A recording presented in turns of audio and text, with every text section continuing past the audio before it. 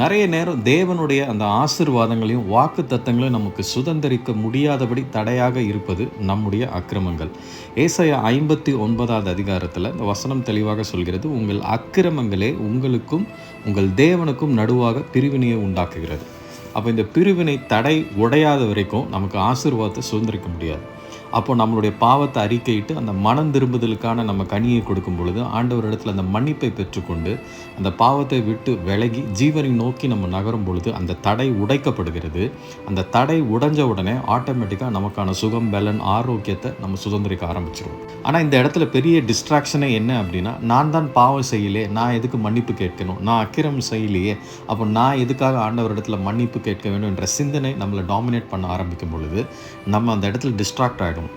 அது என்ன காரியமாக இருந்தாலும் நம்ம அதை விட்டு ஆண்டவரிடத்தில் நம்ம மனம் திரும்பி அந்த மன்னிப்பு பெற்றுக்கொண்டு அவருடைய பிள்ளையாக நம்ம